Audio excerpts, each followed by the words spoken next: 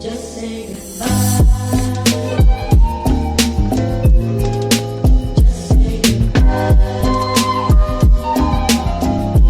So this week actually got some stuff done. Not stuff as in interesting stuff as in like I was productive. Productive in a sense that got a lot of studying done. I got a lot of sleep too, which is a huge achievement for me, not only as personally, but just as a university student in general. It's good to actually get large amounts of sleep and also be productive at the same time, because it means that time management is being worked on, and that's always a good thing. Alright fam, we're gonna head to psych now. Yes. What is that? Leftovers, God! No. Stop! Yo, I'll give you like $20 if you can actually walk to class and film steady footage. Walking to film class, and Nick already left us. Wow. So one of the most interesting things that I did this week and a half was help a friend out with a video application for a very special university program that she's applying for. There's a clip of it right here. So that was partially my idea, which was to do that walking shot where like the text like appears behind her. Something very simple, very rudimentary, but I think it really pops out in the video, and I think it's creative because you don't really see that much of that kind of thing in those kinds of videos.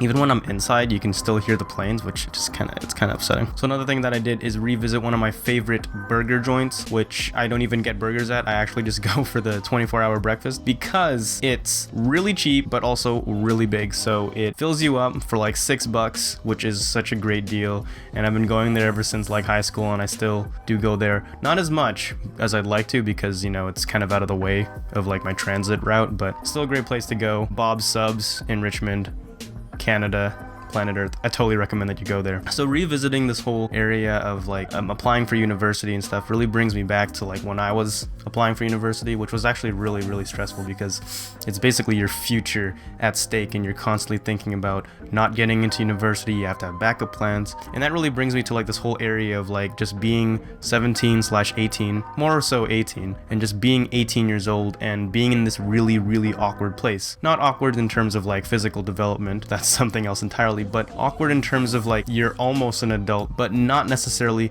quite yet an adult. But because you're 18 and you're almost an adult, you're presented with so many questions about life, and so many responsibilities are being put upon you, but you don't know necessarily how to deal with those things because you're still a child, technically. Depending on what country you live in. I live in Canada. Technically 18, you're not fully an adult. Actually, I think at 18 you can do almost anything. You can do everything except buy alcohol and tobacco and apply for a green card, I think. Green card as in like the card that you get to get, some of Satan's cabbage, if you get what I'm talking about. But realistically, at the age of 18, you can do everything. You can buy porn, star in porn, get married, I think enlist in the military. I don't want to really do any of those things. But yeah, I just feel like 18 years old is such an awkward time because you're right smack in the middle of still being a teenager, but also still being an adult. So you don't, it's really hard to know how to act. Do you still kind of process the responsibilities of a child, of a teenager, or do you start, getting used to the whole situation of being an adult? And I don't know, it's really stressful. It's such a stressful thing. I don't know, maybe it's just me because I'm really petty, but it's really stressful for me to think about maybe next year I'm essentially supposed to be financially independent from my parents, or, that's the point where I'm supposed to be living on my own. Which, if I compare it to my parents who come from the Philippines, and in the Philippines, high school only goes until grade 10, so they would be 16 when they were done high school, done their, secondary education. Now they have to go to post-secondary, and they were essentially living on their own. They were already living in their dormitories. Now, granted, they weren't necessarily financially independent, but they were, apart from that, completely independent from their parents. And, when I was 16, I was still in high school, still getting my parents to pick me up from, like, the mall and everything and bring me home. Now see, what's stressful about that is that it brings me to the question of whether they were just, living in a time where expectations were vastly different, which I think is the case, or I'm just an extremely lazy piece of crap, which might also be the case.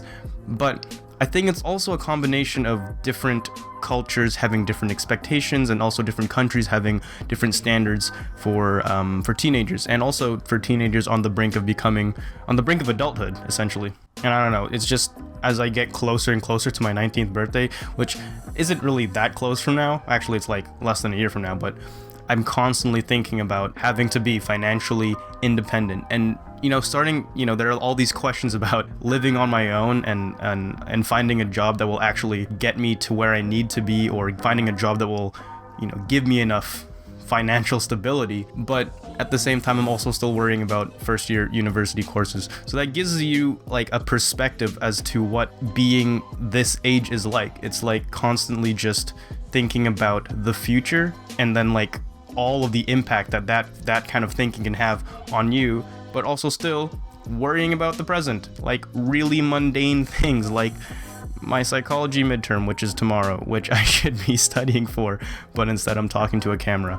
But so far so good. This week has been productive. Now I just want to get some organizational things done really quickly.